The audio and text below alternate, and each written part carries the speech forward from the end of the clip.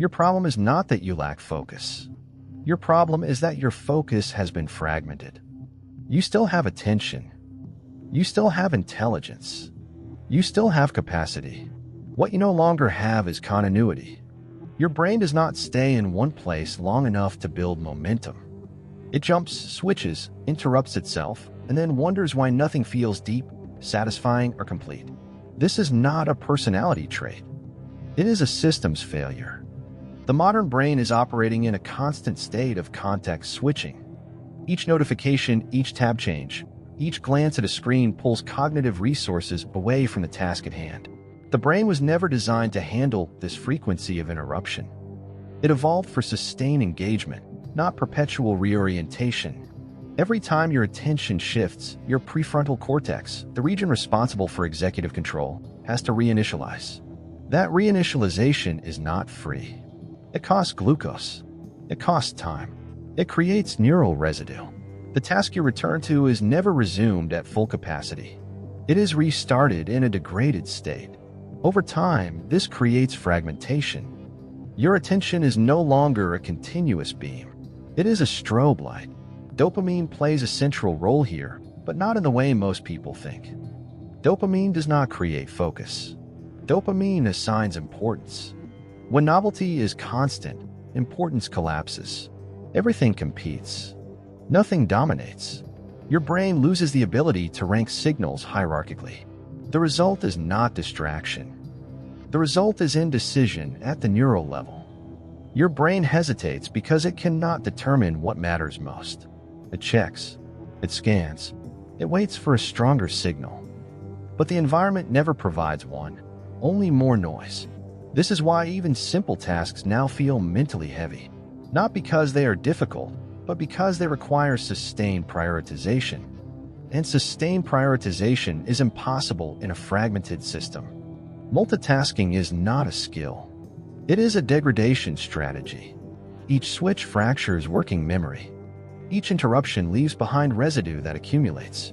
Eventually, your cognitive bandwidth is consumed not by the task, but by the transitions between tasks.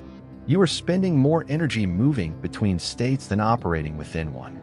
At a biological level, this fragmentation suppresses deep focus by keeping the brain in a semi-alert state. Cortisol remains elevated. The default mode network never fully disengages. The nervous system does not commit. It hovers. This hovering feels like restlessness. It feels like boredom. It feels like the urge to check something, even when nothing needs checking. That urge is not curiosity. It is signal-seeking behavior in a system that has lost signal hierarchy. Most people attempt to solve this by forcing productivity.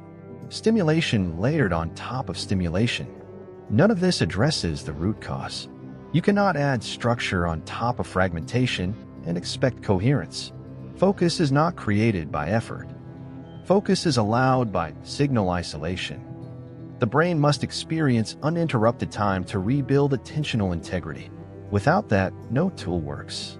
No habit sticks. No discipline sustains. The solution is not extreme. It is precise. You must remove fragmentation long enough for the system to remember what continuity feels like. That means periods where nothing interrupts, not because you are being productive, but because you are restoring hierarchy. When stimuli are reduced, dopamine regains contrast. When contrast returns, importance becomes legible again. The prefrontal cortex reasserts control. Attention stops scanning and starts committing. This is why even short periods of monotonic activity, without novelty, without interruption, can feel strangely grounding. The brain is not bored. It is recalibrating. Over days and weeks, sustained focus becomes less effortful. Not because you are trying harder, but because the system is no longer fractured. Cognitive load decreases. Task initiation improves. Mental resistance weakens. You don't gain focus. You recover it. The tragedy is that most people never experience unfragmented attention long enough to realize what they've lost. They assume this mental state is normal. It is not. It is an artifact of environment, not biology. Your brain is not broken. It is divided. And division is reversible. but only if you stop treating attention as an emotion and start treating it as a resource that must be protected. This is Human Performance Index. We don't motivate. We diagnose system failures. Your hardware is fine.